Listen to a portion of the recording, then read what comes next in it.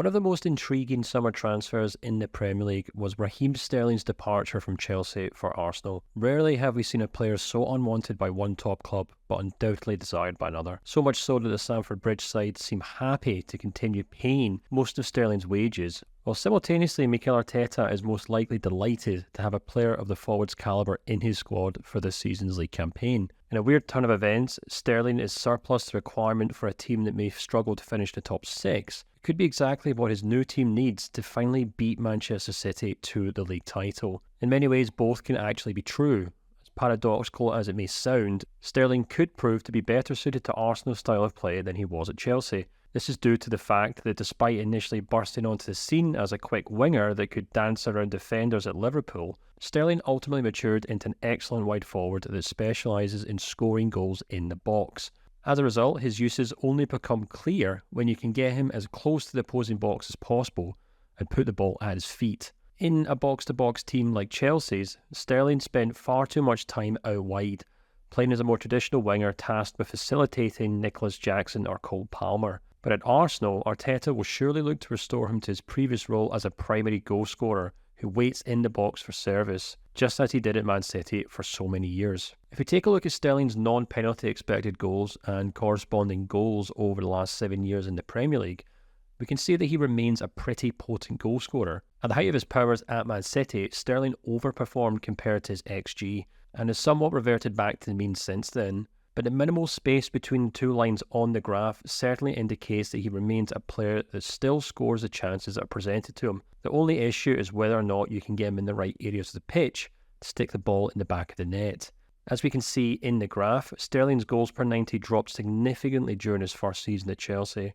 And to no great surprise, that corresponded with a 28% drop in his average touches of the ball in the box from his last season at Man City to his debut season at Stamford Bridge. So much so that on average, Sterling touched the ball 3 fewer times per game in the 22-23 season than he had done the season before. This shift in the player's role on the pitch can also be seen when we consider where he was taking his shots for Chelsea. In the player's final 3 seasons at Man City, just 17% of his total shots came from outside the box in Pep Guardiola's team.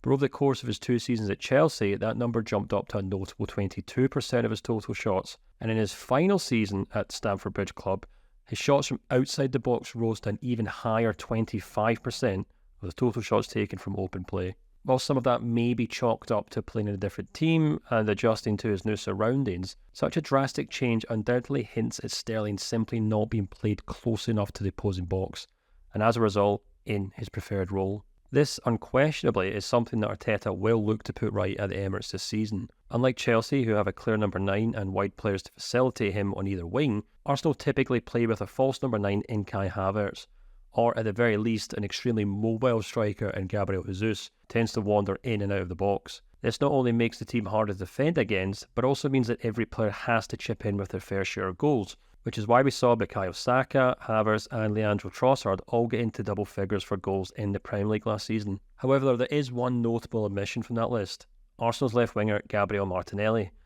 Last season, the Brazilian winger managed to score just 6 goals in 24 league appearances and averaged just 0.27 goals per 90, which is almost half the rate of Saka and, interestingly enough, even less than what Sterling averaged at Chelsea. This potentially could be down to Martinelli struggling to get over a hamstring injury, which he picked up in the first few weeks of the season, or simply being out of form after an impressive campaign in 22-23, which saw him bag 15 goals in 36 league games. But either way, it's clear that Arteta is desperate to bring in a player that could not only step in when Martinelli looked jaded, but perhaps more importantly, score more goals. These goals could prove to be the crucial factor in Arsenal's clashes with the other top 4 sides in the Premier League, or in the knockout rounds of the Champions League. Across 6 games against their other top 4 opponents in the league last season and in 4 knockout games in Europe, Arteta's side scored just 8 goals. And of those 8 goals, 3 came from players coming off the bench to score late goals in games, with Saka managing just 2, while Havertz and Odegaard failed to score a single goal.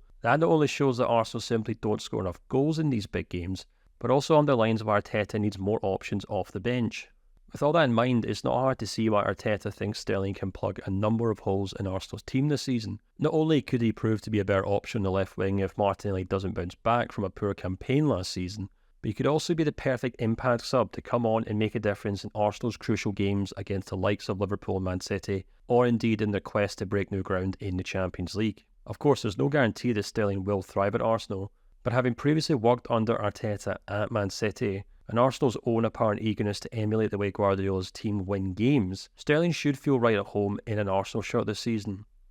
And if he can get back to what he did so well for Man City just a few seasons ago, he could be the very man that ends their dominance of the Premier League.